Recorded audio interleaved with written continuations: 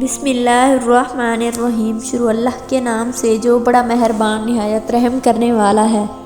حضرت ادریس علیہ السلام کے زمانے میں ایک مرتبہ فرشتوں نے بنی آدم پر اعتراض کیا کہ یہ نہایت بدکار ہیں، ان کی جگہ ہمیں زمین پر حکومت دی جائے۔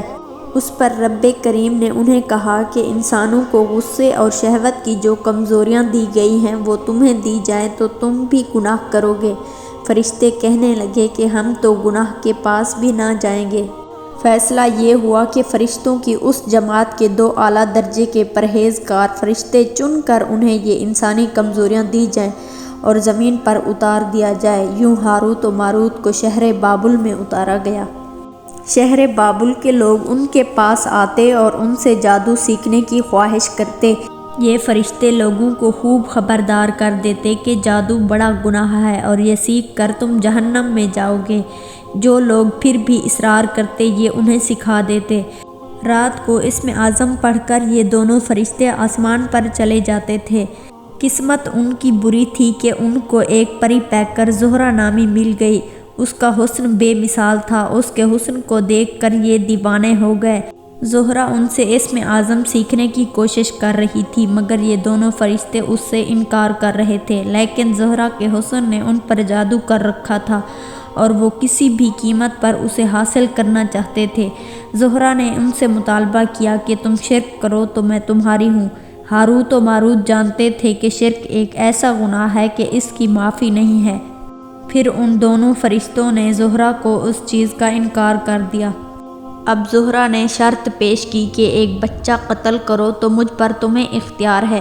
ہاروت و ماروت انکار کر گئے، بے گناہ کو مارنا بڑا جرم ہے۔ آخر کار زہرہ شراب لے کر آئی اور کہا کہ یہ پی لو تو پھر جو کہو گے ویسا کروں گی۔ ہاروت و ماروت نے سوچا کہ شراب پینا تو بڑا گناہ نہیں ہے، پی گئے۔ ہوش سے بیگانے ہوئے زہرہ نے بدکاری کے بدلے ان سے اپنے بت کو سجدہ بھی کرایا اور ایک بچہ بھی قتل کروا دیا۔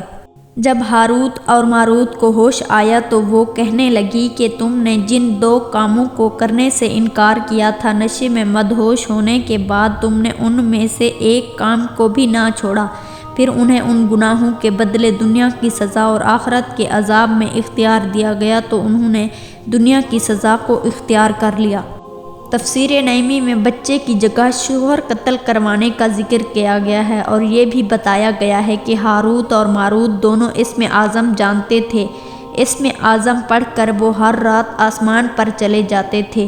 زہرہ نے ان سے نشے کی حالت میں اسم اعظم سیکھ لیا اور جب ہاروت اور ماروت ہوش و حواس میں واپس آئے تو انہیں یہ بھول چکا تھا اور زہرہ اسم اعظم پڑھ کر آسمان پر چلی گئی تھی، جہاں رب کریم نے اس کی روح کو زہرہ ستارے سے متصل کر دیا۔ ہاروت اور ماروت کو اللہ تعالیٰ نے بطور سزا زنجیروں سے جکڑ کر چاہے بابل میں الٹا لٹکا دیا۔ اس کنویں میں آگ بھڑک رہی ہے اور فرشتے اس وقت ان کو کوڑے مارتے ہیں اور پیاس سے ان کی زبانیں باہر نکلی ہوئی ہیں۔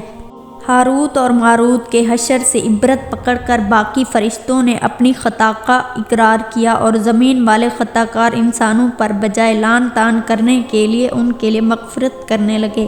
ناظرین محترم، امید کرتے ہیں کہ یہ ویڈیو آپ کو پسند آئی ہوگی۔ مزید اس طرح کی اسلامک ویڈیو دیکھنے کے لیے ہمارے چینل کو سبسکرائب کریں۔